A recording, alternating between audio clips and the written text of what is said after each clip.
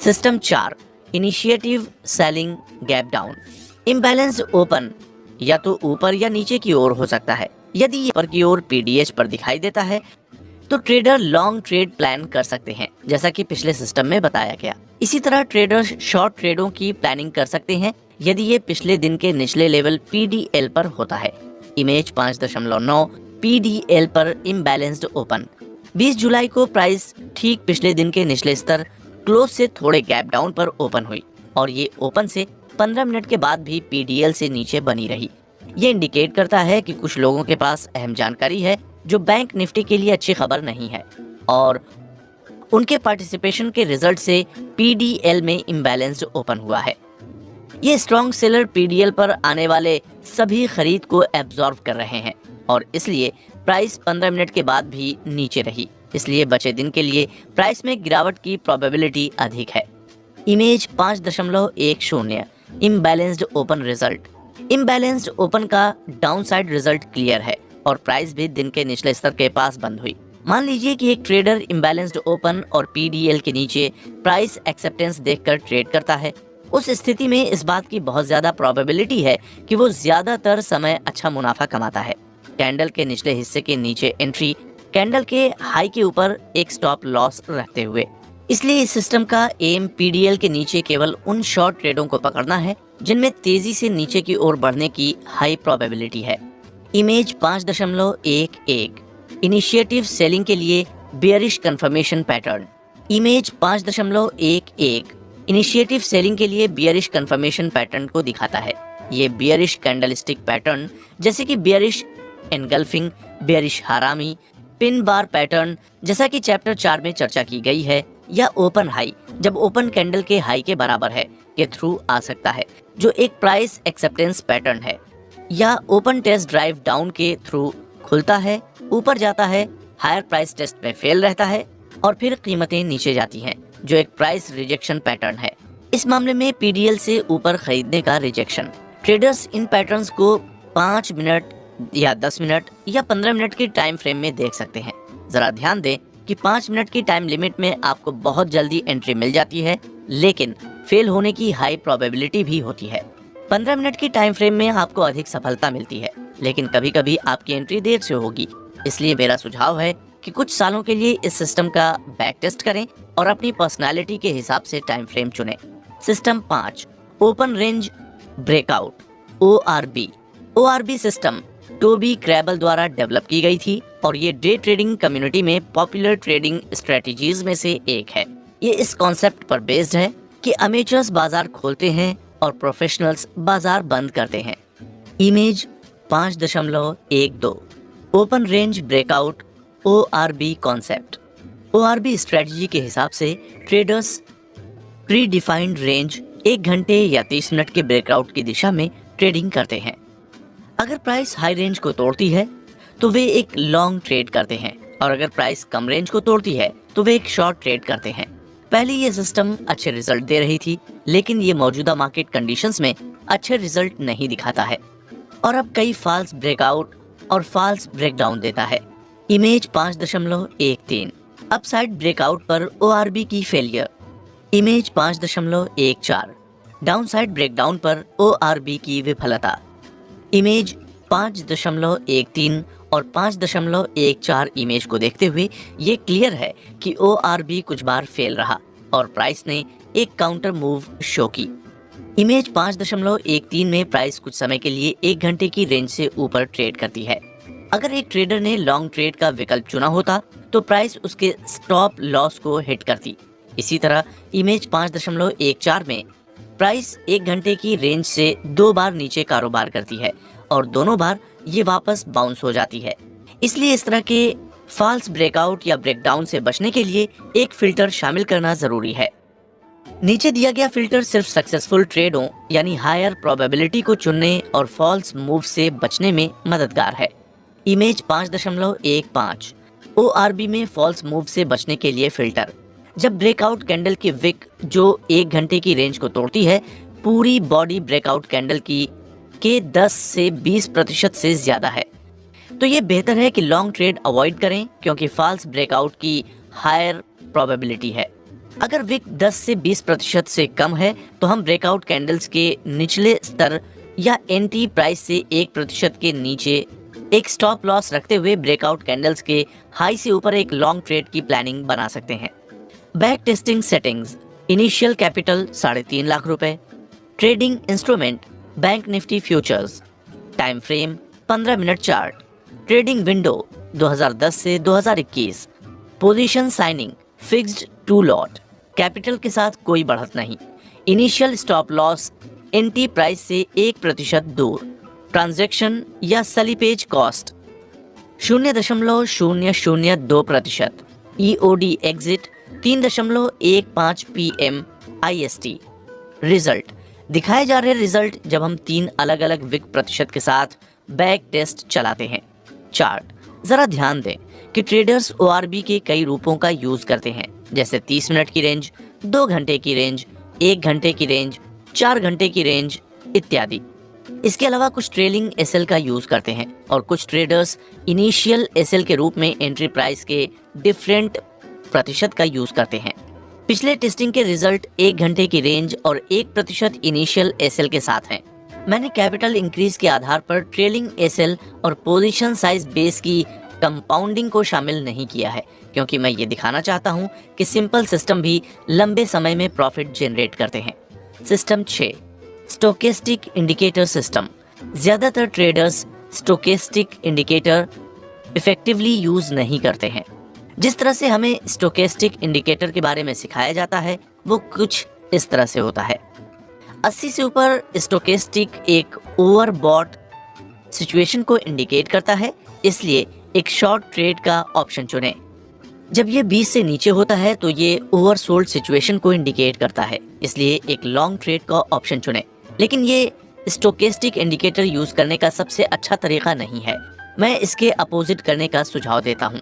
Image 5.16, failure of overbought condition in stochastic. Image 5.16 से पता चलता है कि स्टोकेस्टिक ब्रेकआउट के बाद लंबे समय तक 80 से ऊपर रहा। इन लेवल्स पर कोई भी शॉर्ट ट्रेड केवल फेलियर्स की एक सीरीज में रिजल्ट हुआ। Image 5.17, failure of oversold conditions in स्टोकेस्टिक्स।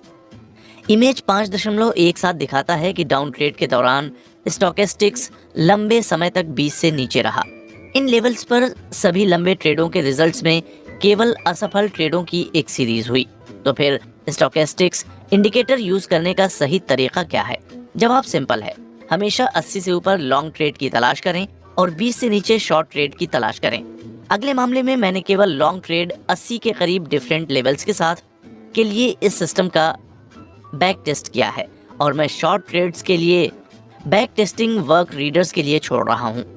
Back testing settings, initial capital 3.5 lakh रुपए, testing instrument bank Nifty futures, time frame 15 minute chart, trading window 2010 से 2021, position sizing fixed two lot, capital के साथ कोई बढ़त नहीं, initial stop loss entry price से 0.5% दूर, transaction या slippage cost 0.002%, EOD exit 3.15 PM IST। Entry, जब प्राइस कैंडल के हाई लेवल को तोड़ती है जिसमें स्टोकेस्टिक थ्रेशोल्ड लेवल 80 और अदर लेवल्स को पार करता है। रिजल्ट, ये रिजल्ट टेबल है जब हम डिफरेंट स्टोकेस्टिक लेवल्स और इनिशियल SL कॉम्बिनेशंस के साथ बैक टेस्टिंग चलाते हैं। चार्ट, ये डिफरेंट स्टोकेस्टिक रीडिंग और इनिशियल स्टॉप लॉस प्रतिशत में के साथ बैक टेस्टेड रिजल्ट की टेबल है। मैंने कैपिटल इंक्रीज के बेस पर ट्रेलिंग SL और पोजीशन साइज बेस्ड कंपाउंडिंग को शामिल नहीं किया है। सिस्टम 7, IB की फेलियर। सक्सेसफुल इनिशिएटिव बाइंग ट्रेडों बचे दिन के लिए ऊपर की ओर एक अच्छा मूव देता है, साथ he failed initiative buying trade शेष दिन के लिए पूरी तरह से साइडवेज से डाउन साइड मूव में शो करते हैं। Image 5.18, failure of initiative by resulted in down side move. ये इमेज ओपन एक्शन के दौरान इनिशिएटिव बाय को फेलियर का एक उदाहरण दिखाती है। PDH के ऊपर एक छोटे से अंतर के साथ प्राइस खुली और ऐसा लगा कि बड़े बायर्स शामिल थे, लेकिन बायर्स पहली कैंडल में रफ्तार बरकरार रखने में नाकाम रहे। इसके अलावा दूसरी कैंडल में प्राइस PDH के नीचे बंद हुई, जो एक इनिशिएटिव बाय की फेलियर कंफर्म करती है। इसलिए ट्रेडर्स स्टॉप लॉस को हाई से ऊपर रखते हुए इस कैंडल लो के नीचे एक शॉर्ट ट्रेड प्लान बना सकते हैं। कई ट्रेडर्स को लगता है कि सिर्फ गैप अप ओपन होने की वजह से प्राइस एक बार फिर बढ़ सकती है। ओपन में IB की फेलियर को देखने के बाद भी मेरा लॉजिक एलिमेंट्री है। ज्यादातर ट्रेडिंग डेज में या तो स्ट्रॉन्ग बायर्स या स्ट्रॉन्ग सेलर्स दिन का पूरा कंट्रोल रखेंगे। सिर्फ एक एक्सेप्शन हो सकता है रिवर्सल के दौरान या जब प्राइस बड़े राउंड नंबर्स तक पहुंच जाती है। इसलिए जब ओपन में इनिशिएटिव बाइंग क्लियरली फेल हो जाती है तो बचे दिन के लिए सेलर्स के कंट्रोल लेने की हाई प्रोबेबिलिटी होती है। इमेज 5.19 इनिशिएटिव बाय में failure resulted in sideways moves. Image initiative by failure का एक और उदाहरण दिखाती है। प्राइस PDH के ऊपर गैप के साथ खुली, लेकिन बायर्स साफ तौर से पहली कैंडल पर ही मोमेंटम को आगे बढ़ाने में फेल रहे, क्योंकि ये PDH के नीचे बंद हुआ था। इसलिए ट्रेडर्स कैंडल की हाई के ऊपर स्टॉप लॉस रखते हुए कैंडल के लो के नीचे एक शॉर्ट ट्रेड की प्लानिंग बना सकते हैं। जरा ध्यान दें कि इनिशिएटिव बाय से अच्छी बढ़त मिलती है, जबकि इनिशिएटिव बाय की फेलियर धीमी गति से साइडवेज से डाउन साइड मूव करती है। इसलिए ये सिस्टम नेकेड ऑप्शन बायर्स के लिए सही नहीं है और ये ऑप्शन सेलर्स के लिए सबसे अच्छा काम करती है। ट्रेडर्स PDH से जुड़े बियरिश पैटर्न का, जैसा कि इमेज 5.11 में दिखाया गया है, इनिशिएटिव बाय की फेलियर को कंफर्म करने के लिए और अपने शॉर्ट ट्रेडों को समय पर करने के लिए भी यूज कर सकते हैं। सिस्टम 8 IS की फेलियर। ट्रेड सेलिंग का सफल इनिशिएटिव बचे दिन के लिए डाउन साइड की ओर एक अच्छा कदम देती है। उसी समय फेल इनिशिएटिव सेलिंग ट्रेड बचे दिन के लिए एक कंप्लीट साइडवेज से अपसाइड मूव डिस्प्ले करता है। इमेज 5.20 इनिशिएटिव सेल में failure resulted in upside move. ये इमेज ओपन एक्शन के दौरान इनिशिएटिव सेलिंग की फेलियर का एक उदाहरण दिखाती है। प्राइस PDL के करीब खुली और ऐसा लगा जैसे बड़े सेलर्स शामिल थे, लेकिन दूसरी कैंडल में सेलर्स रफ्तार बनाए रखने में नाकाम रहे। मजबूत खरीदारों ने दूसरी कैंडल में प्रवेश किया और प्राइस PDL के ऊपर बाउंस कर गई। इसलिए ट्रेडर्स इस कैंडल हाई के ऊपर लॉन्ग ट्रेड की प्लानिंग बना सकते हैं, स्टॉप लॉस को लो से नीचे रखते हुए। इमेज 5.21 इनिशिएटिव सेलिंग में failure resulted in sideways move. ये इमेज इनिशिएटिव सेलिंग में फेलियर का एक और उदाहरण दिखाती है। प्राइस PDL के पास गैप के साथ खुली, लेकिन बायर्स दूसरी कैंडल में प्रवेश कर गए और उन्होंने और गिरावट को रोक दिया। इसलिए ट्रेडर्स कैंडल के लो के नीचे स्टॉप लॉस रखते हुए कैंडल की हाई के ऊपर एक लॉन्ग ट्रेड की प्लानिंग बना सकते हैं। हालांकि प्राइस ने चौथी कैंडल में ही स्टॉप लॉस हिट किया, इसलिए हमें हमेशा इस बात का ध्यान देना चाहिए कि IS की फेलियर अपसाइड मूव को धीमा साइडवेज देगा। इसलिए ये सिस्टम नेकेड ऑप्शन बायर के लिए सुटेबल नहीं है और ये ऑप्शन बायर्स के लिए सबसे अच्छा काम करती है। ट्रेडर्स PDL से जुड़े बुलिश पैटर्न, जैसा कि इमेज 5.8 में दिखाया गया है, यूज इनिशिएटिव सेलिंग में फेलियर को कंफर्म करने और अपने लॉन्ग ट्रेडों को टाइम करने के लिए भी कर सकते हैं। सिस्टम 9 पहला candle breakout system. Opening level और ओपन एक्शन हमेशा दिन की दिशा सेट करने में अहम रोल निभाते हैं। ये एक सिंपल सिस्टम है और अगर प्राइस पहली कैंडल 15 मिनट का टाइम फ्रेम के हाई लेवल को तोड़ती है तो हम एक लॉन्ग ट्रेड की तलाश करते हैं, और एक शॉर्ट ट्रेड के लिए अगर प्राइस पहली कैंडल के लो लेवल को तोड़ती है, मैंने केवल अच्छे मोमेंटम वाले ट्रेडों को पकड़ने के लिए फिल्टर के रूप में और शोर को कम करने के लिए RSI इंडिकेटर को शामिल किया है। अगर RSI 60 से ऊपर है तो बुल एक्टिव हैं और बियर्स कंट्रोल में हैं। अगर RSI 40 से नीचे है। इमेज 5.22 लॉन्ग ट्रेड के लिए पहली कैंडल ब्रेकआउट एंट्री। ये इमेज लॉन्ग ट्रेड के लिए पहले कैंडल ब्रेकआउट का उदाहरण दिखाती है। एंट्री जब प्राइस पहली कैंडल के हाई लेवल को तोड़ती है और RSI 60 से ज्यादा है। स्टॉप लॉस एंट्री प्राइस से 0.5%। एग्जिट या तो प्राइस स्टॉप लॉस या EOD हिट करना चाहिए। इमेज 5.23 शॉर्ट ट्रेड के लिए पहली कैंडल ब्रेकआउट एंट्री।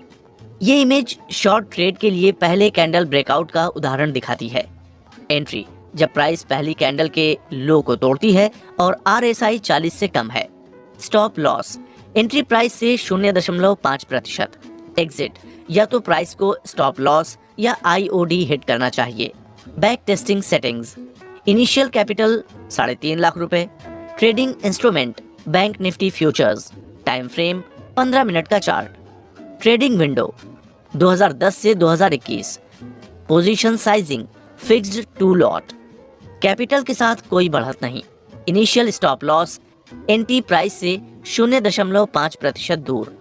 ट्रांजैक्शन या slippage cost 0.002%। EOD exit 3.15 PM IST। Entry जब प्राइस पहली कैंडल के हाई को तोड़ती है और RSI 60 से ऊपर है लॉन्ग ट्रेड के लिए। जब प्राइस पहली कैंडल के लो को तोड़ती है और RSI 40 से नीचे है शॉर्ट ट्रेड के लिए। रिजल्ट्स जब हम डिफरेंट RSI लेवल और इनिशियल SL स्तरों के साथ बैक टेस्ट चलाते हैं तो रिजल्ट टेबल दी जा रही है।